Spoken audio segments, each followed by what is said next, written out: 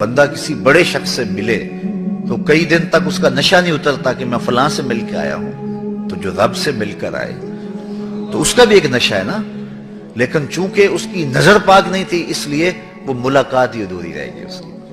تو اس کو اس کا سرور باطن نصیب ہی نہیں ہو سکا، اس کا حظ ہی نہیں نصیب ہو سکا۔ ایمان کی ایک مٹھاس ہے، جیب میں پیسے ہونا تو اس کا اپنا ایک نشہ ہوتا ہے کہ میرے جیب میں 5 لاکھ روپیہ پڑا ہے۔ وہ آج کل وہ بچے ہیں اس عمر میں اگر مہنگا موبائل ہو ہاتھ کے اندر تو اس کا ایک نشہ ہوتا ہے میرے ہاتھ میں اتنی قیمت کا موبائل ہے، تو جیب میں پیسے ہوں تو اس کا ایک نشہ ہوتا ہے، ہاتھ میں قیمتی موبائل ہو تو اس کی ایک کیفیت ہوتی ہے،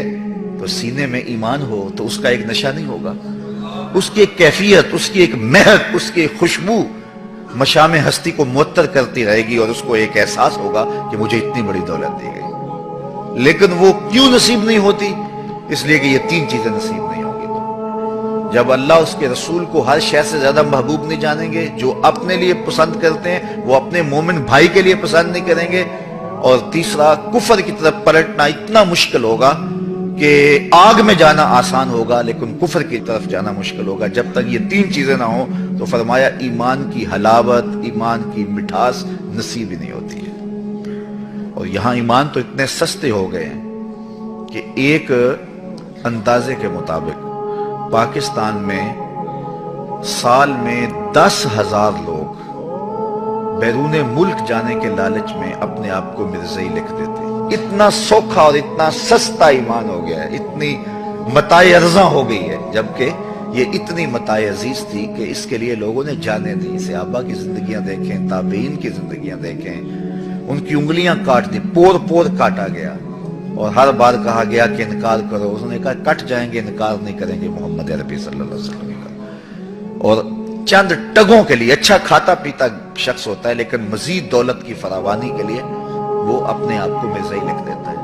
اور کتنے لوگ ہیں اس متاع عزیز کو جو ہے وہ سستا کیے ہوئے ہیں۔ جب تک آزمایا نہ گیا ہو نا تو اس وقت پتہ نہیں چلتا کہ بندہ کہاں کھڑا ہے۔ جہاں میں تو کسی دیوار سے نہ ٹکرایا، کسے خبر کہ تو سنگ خارا ہے یا کہ زجاج۔ اقبال کہتا جب ٹکرائے گا نا تو کسی دیوار سے پھر پتہ چلے گا پتھر ہے یا شیشہ ہے۔ تو میں اور آپ جب کسی مشکل میں پڑے تو اس وقت پتہ چلتا ہے کہ ہمارا جو ہے وہ ایمان کہاں تک مضبوط ہے۔ وہ ایک خاتون تھی جس کا ذکر اقبال نے کیا ہے، تو اس کو انہوں نے اٹھا کر کے ایک اندھے کنویں کے کنارے کھڑا کیا اور کھڑا کر کے اس کے سامنے سانپوں اور بچھوؤں کے ٹوکرے اس کنویں کے اندر پھینکے، اور پھینک کر کے کہا کہ اب تجھے بھی اس میں پھینکنا ہے، یہ اندھا اور ویران کنواں ہے، اس کے اندر بہت سارے بچھو اور سانپ پہلے ہی موجود تھے، لیکن ہم نے تیرے سامنے اس لیے پھینکے ہیں کہ تمہیں یقین ہو جائے کہ اس کے اندر کتنے سانپ گئے ہیں، تیرے سامنے کتنے بچھو ڈالے گئے ہیں۔ اب یا اپنے مذہب سے، اپنے دین سے منحرف ہو جا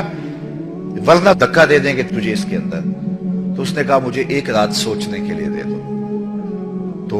اس کو 1 رات سوچنے کے لیے دی گئی، اور صبح جب اس کو اٹھا کے دوبارہ اس کنویں کے کنارے پہ لایا گیا تو اس کو کہا بتا، اس نے کہا پھینک دو۔ اس نے کہا تو رات سوچا نہیں تھا؟ کہا میں سوچنے کے لیے رات اس لیے نہیں مانگی تھی، میں نے رات اس لیے مانگی تھی کہ میں جو ہے وہ اپنے اندر کو مضبوط کر لوں کہ جب میں اس کے اندر جاؤں گی تو سانپ میرے بدن سے چمٹ جائیں گے، بچھو میری بوٹیاں نوچیں گے اور سانپ مجھے چاروں طرف سے گھیر لیں گے، تو کہیں ایسا نہیں ہو کہ میں اندر جا کے کہیں منحرف ہو جاؤں،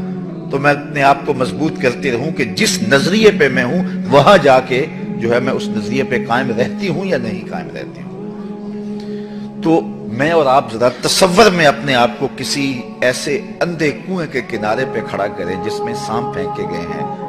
اور پھر ہمیں کہا جائے تو ہم کس جگہ پہ کھڑے ہیں۔ اگر ہم سب کچھ گوارا کریں گے اور ایمان سے منحرف نہیں ہو سکتے پھر مبارک ہو، اور اگر کمزوری محسوس کرتے ہیں تو پھر ضرور